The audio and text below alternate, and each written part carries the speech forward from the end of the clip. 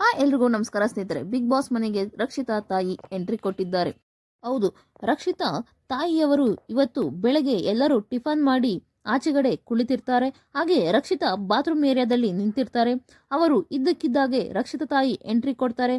ಆದರೆ ಮನೆಯ ಸದಸ್ಯರನ್ನೆಲ್ಲ big boss ರವರು ಪಾಸ್ ಮಾಡಿರ್ತಾರೆ. ಆಗ ಅವರ ಅಮ್ಮ ಬಂದು ರಕ್ಷಿತಾ ಎಲ್ಲಿದ್ದಾಳೆ ಅಂತ ಎಲ್ಲರನ್ನು ಕೇಳ್ತಾರೆ. ಆದರೆ ಅವರು ಯಾರು ಮಾತನಾಡುವಂತಿರಲಿಲ್ಲ. ಹಾಗಾಗಿ ಕಾವ್ಯರವರು ಮೆತ್ತಗೆ ಅವಳು ಬಾತ್ರೂಮ್ ಏರಿಯಾದಲ್ಲಿ ಇರ್ತಾರೆ ನೋಡಿ ಆಂಟಿ ಅಂತ ಮೆಲ್ಲಗೆ ಹೇಳ್ತಾರೆ. ಅವಾಗ ಅವರ ಅಮ್ಮ ಹೋಗ್ತಾರೆ. ಅದೇ ಸಮಯಕ್ಕೆ ರಕ್ಷಿತಾಳನ್ನು ಬಿಗ್ ಬಾಸ್ ರವರು ಕೂಡ ರಿಲೀಸ್ ಮಾಡ್ತಾರೆ. ನಂತರ ರಕ್ಷಿತಾ ಕೂಡ ಓಡಿ ಬಂದು ಅಮ್ಮನನ್ನು ತಪ್ಪಿಕೊಳ್ತಾಳೆ.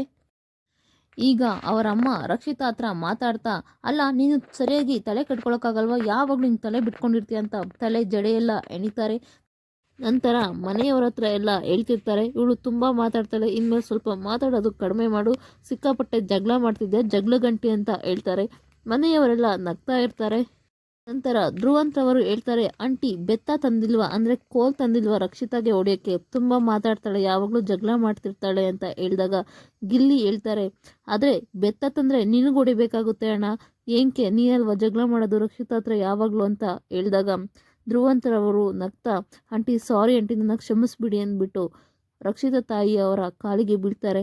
ನಂತರ ರಕ್ಷಿತಾರವರ ತಾಯಿಯನ್ನು ತಬ್ಬಿಕೊಂಡು, ಸಾರಿ ಆಂಟಿ, ನಾನು ನಿಮ್ಮ ಮಗಳಿಗೆ ಏನೇ ಅಂದಿದ್ದರೂ ನನ್ನನ್ನು ಕ್ಷಮಿಸಿ ಎಂದು ಧ್ರುವಂತರವರು ಹೇಳಿದಾಗ ರಕ್ಷಿತಾವರ ತಾಯಿ, ಅದೆಲ್ಲ ಬಿಗ್ ಬಾಸ್ ಮನೆಯಲ್ಲಿ ಕಾಮನ್, ಅದಕ್ಕೆಲ್ಲ ತಲೆ ಕೆಡಿಸ್ಕೋಬೇಡ ಅಪ್ಪ ಅಂತ ಕೂಡ ಹೇಳ್ತಾರೆ.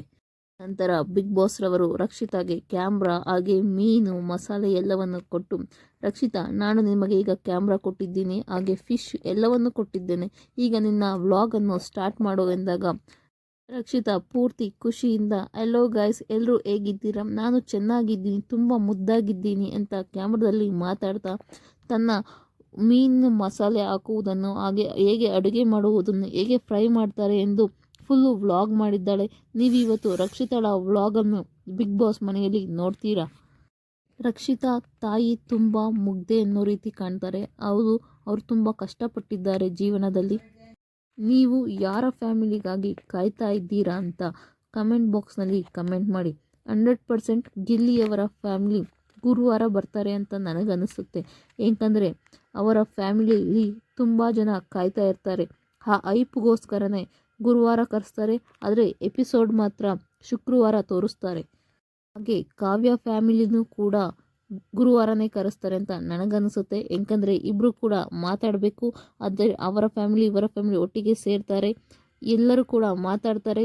ಇದರಿಂದ ಅವರ ಐಪ್ ಕೂಡ ಜಾಸ್ತಿ ಆಗುತ್ತೆ. ಜನಗಳು ಕಾಯ್ತಾ ಇರೋದು ಕೂಡ ಅವರ ಇಬ್ಬರ ಫ್ಯಾಮಿಲಿಗೋಸ್ಕರ ಅಂತ ಬಿಗ್ ಬಾಸ್ ರವರಿಗೂ ಕೂಡ ಗೊತ್ತಿದೆ. ಅದಕ್ಕಾಗಿ ಇಬ್ಬರ ಫ್ಯಾಮಿಲಿಯ ಎಪಿಸೋಡ್ ಶುಕ್ರವಾರ ಟೆಲಿಕಾಸ್ಟ್ ಆಗುತ್ತೆ. ಇಲ್ಲಿ ಬರೀ ರಕ್ಷಿತಾ ತಾಯಿ ಅಷ್ಟೇ ಅಲ್ಲ, ರಕ್ಷಿತಾ ತಂಗಿಯ ಕೂಡ ಎಂಟ್ರಿ ಕೊಟ್ಟಿದ್ದಾರೆ. ಪೂರ್ತಿ ವಿಡಿಯೋ ನೋಡಿದ್ದಕ್ಕಾಗಿ ಧನ್ಯವಾದಗಳು. Thank you so much. ಹಾಗೆ ಸಬ್ಸ್ಕ್ರೈಬ್ ಮಾಡೋದನ್ನ ಮರಿಬೇಡಿ.